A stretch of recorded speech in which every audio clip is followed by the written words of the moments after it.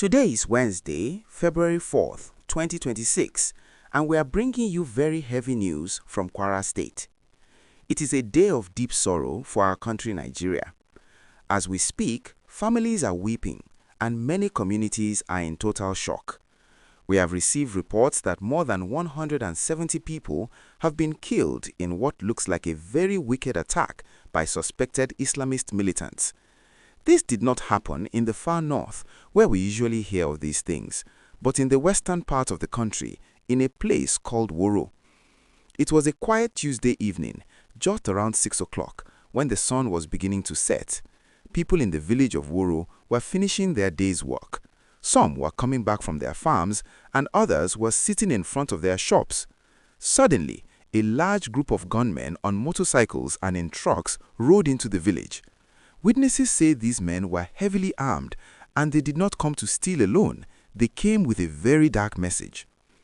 According to people who managed to escape, these gunmen gathered the villagers together. They did not just start shooting at first. Instead, they began to preach. They told the villagers that they must stop following the laws of Nigeria and instead follow their own strict version of Sharia law. They wanted the people to turn their backs on the government. But the people of Woro are brave, and they know their rights. When the villagers refused to give in to these demands, the gunmen turned into monsters. The story of what happened next is very difficult to hear.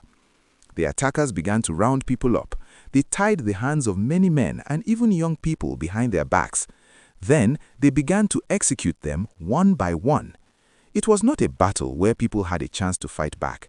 It was a cold-blooded killing of innocent people who are just trying to live their lives. If you are watching this on your phone and you feel the weight of this news, please take a moment to hit the like button. When you like this video, it helps more people across Nigeria see what is happening so we can all stand together in prayer and awareness. While the killings were going on, the gunmen also set fire to the village. They burned down houses, small shops, and even the palace of the traditional king. As the flames went up, many people ran into the thick bush to hide. They spent the whole night in the cold, listening to the sounds of gunshots and watching their homes turn to ashes. Up until this morning, many of those people were still missing. Even the king of the village, Alhaji Saliu Umar, cannot be found. No one knows if he was taken away or if he is hiding somewhere in the forest. Today, the military and the police have finally arrived in the area. A lawmaker from that area, Saidu Baba Ahmed, spoke to reporters while he was standing right there in the village. He said the sight is heartbreaking. He is helping the soldiers sort through the bodies and look for survivors in the surrounding bushes. He told the news that this is the deadliest attack they have seen in a very long time. It is important for us to stay updated on these matters because our safety depends on being informed. If you haven't done so yet, please click the subscribe button and turn on the notification bell. This way, whenever there is a new update on this situation or other news that affects your community, you will get a message on your phone immediately. The government in Kwara State is very angry about this. Governor Abdul Razak called the attackers cowards. He said these terrorists are only doing this because the military has been pushing them hard in other places, so they are now attacking soft targets where people are not prepared.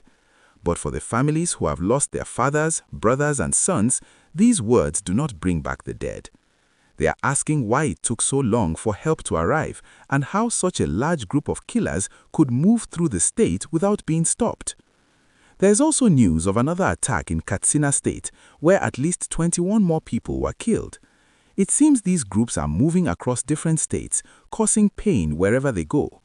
Some experts say a group called Lakurawa, which is linked to ISIS, might be the ones behind the Woro massacre. This group has been coming across the border from other countries and trying to take over villages in Nigeria. This situation reminds us of how much we need peace in our land. For many years, we thought these problems were only in one corner of Nigeria, but now it is clear that everyone must be vigilant. These killers do not care if you are a farmer, a trader, a Christian, or a Muslim. They only care about power and spreading fear. As the sun sets today, the search for the missing continues. Red Cross officials are saying it is hard to get an exact number of the dead because the village is very far away, about 8 hours from the main city of the state. But every hour, more bodies are being found in the bush. We must keep the people of Woro and Nuku in our thoughts. They have lost everything in just one evening. Their shops are gone, their food is burned, and their loved ones are lying in the village square. We hope the government will do more than just give speeches this time. We need real security so that a grandfather can sit in front of his house at 6 o'clock in the evening without fearing that gunmen will come to tie his hands. Thank you for staying with us to hear this important update. Please share this video with your friends and family on WhatsApp so they also know what is happening in the country. Stay safe, look out for one another, and we will keep you informed as more news comes in from the search team.